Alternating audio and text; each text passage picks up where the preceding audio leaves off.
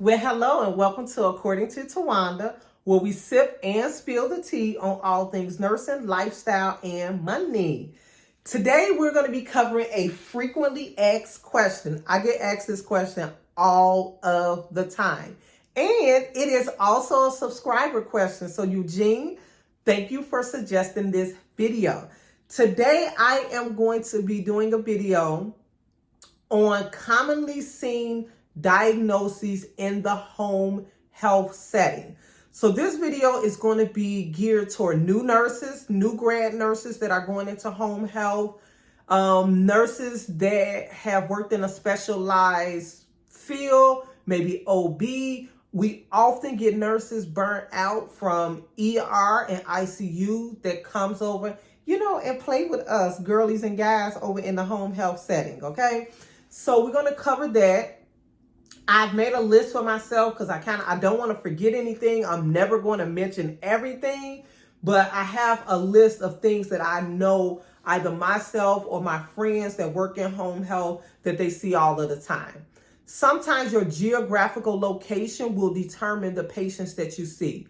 I'll give an example, or sometimes the company that you work for will kind of determine that.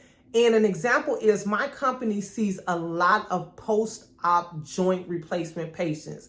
We just see them, the hips, the knees, laminectomies, total shoulder replacement. We see them over and over again repeatedly. And then throughout, the week or month or whatever, we do get other diagnoses that's seen.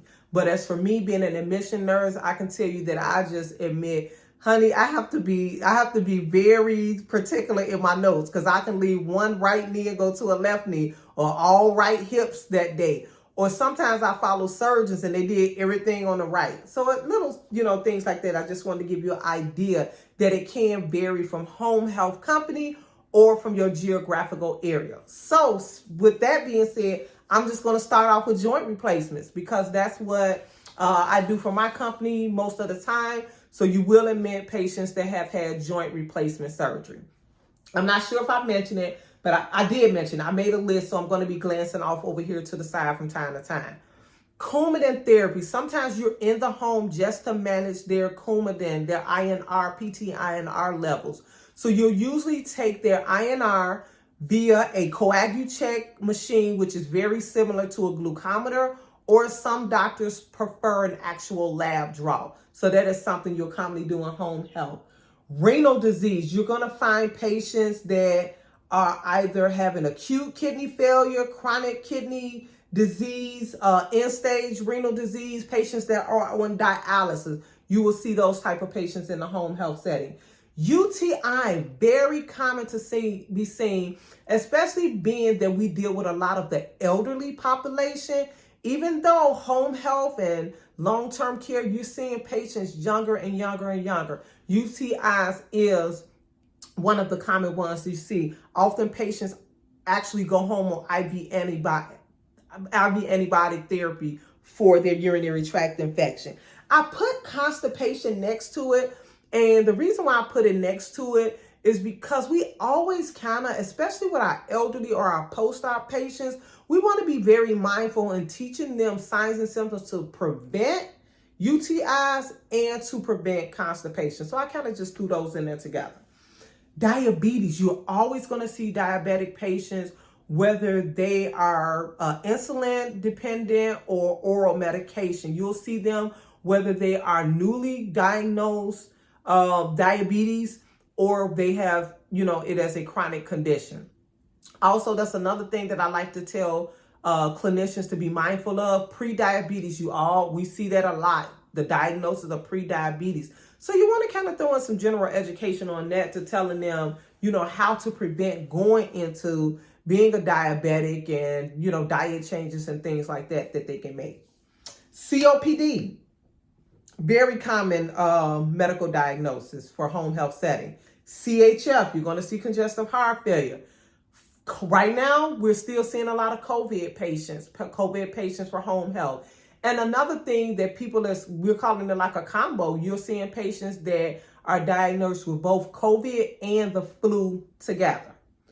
CVAs and strokes. Very common to see a patient that has had a stroke in, in the home health setting. Post-op care period. You're going to see patients that have had surgery, gallstone removals, patients that, I recently had a patient that had a bowel obstruction and was left with a really nice abdominal wound that the staff went in and took care of for about 3.5 months after I admitted her. So just post-op care period. Be prepared to do post-op aftercare with patients. IV antibiotics, very, very common, which is also going to come with PICC line care. You're going to be teaching them how to, very general teaching how to manage that PICC line in the home. You'll be going in for weekly and PRN dressings. But the main thing is that you're going to have to teach them how to administer the antibiotics at home. Often the patient or a family member or caregiver will be administering that medication for them. So that's something you're going to want to make sure that you know.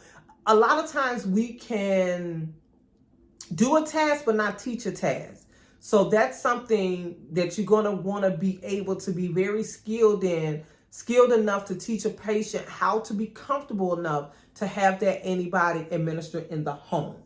Sepsis, sepsis and urosepsis. You're going to see that. Patients that have been in the hospital for sepsis and now have come home, you're going to be teaching on things like that. Hypertension, the silent killer. You cannot avoid that.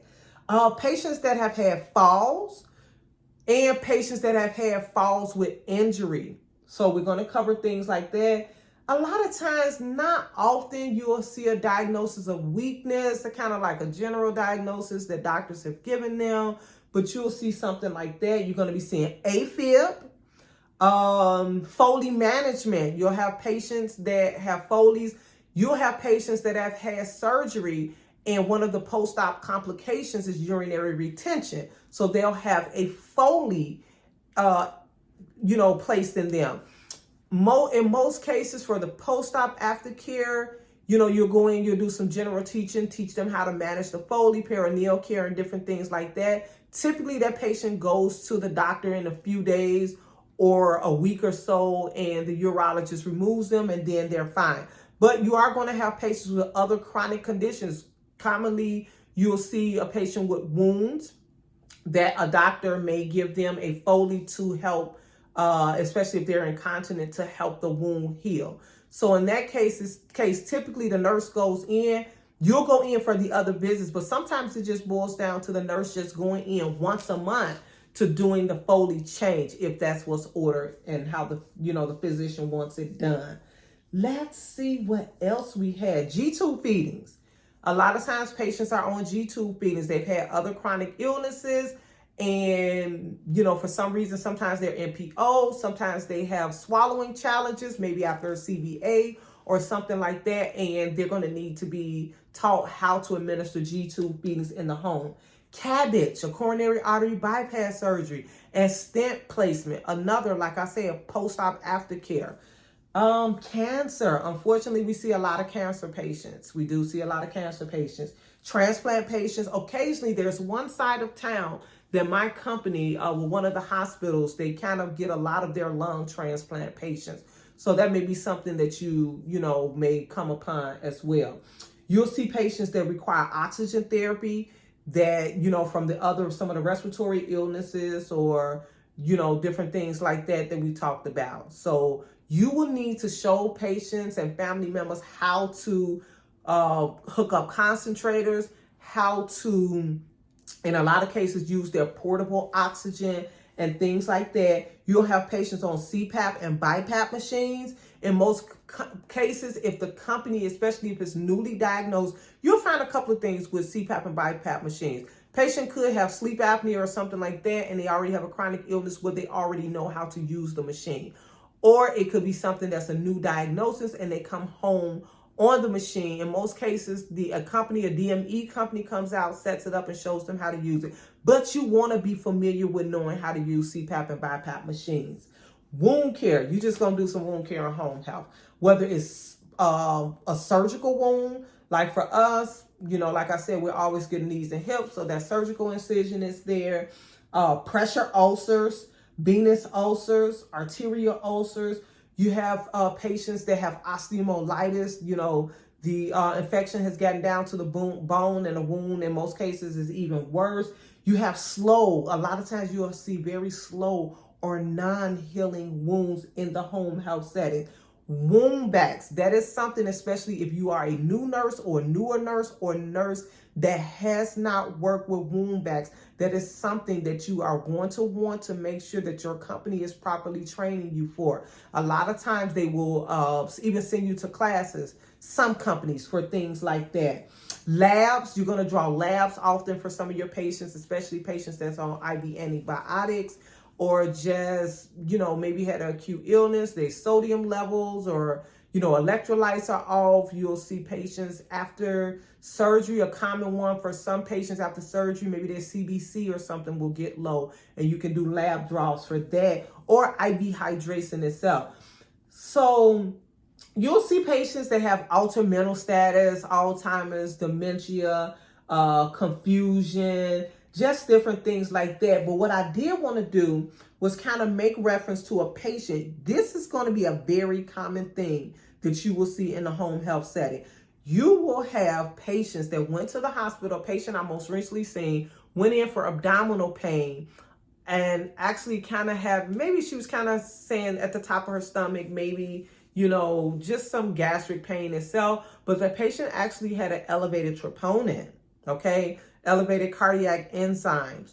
So, but then when I went into the history of this patient, let me tell you, this patient, her diagnoses, she has arthritis, commonly seen in the elderly population. She has COPD. She has dysphagia from a prior stroke. She has GERD. She has hyperlipidemia. I'm not sure if I mentioned hypertension, chronic kidney disease. She has a slew of those, all of those diagnoses, most of them, pretty much that I just went through. So you're going to see that. You're going to see patients. And as you grow and develop, you will learn how to build a care plan that is centered around patients like, like this one here. If y'all are interested in me doing a video, how you would actually build a plan of care, the pathway we call it with the system that we use, let me know and I'll do a video on there. I kind of, figure out a way to show my screen and let you all see how I developed the care plan for a patient, such as this one here. But I hope you enjoyed this video right here. If you have any other video suggestions, please suggest them in the comments down below. Don't forget to like, comment, and subscribe. I have some fun videos coming up. I am a huge fan of budgeting and money management, especially for nurses. So I am going to be sharing my paycheck, real numbers. I'm going to be showing how I budget my money in recent upcoming videos. And I'm going to be talking about how I work part-time and get full-time pay out here in home health. So stay tuned for that. But like I said, don't forget to like, comment, and subscribe. And thank you for hanging out with me.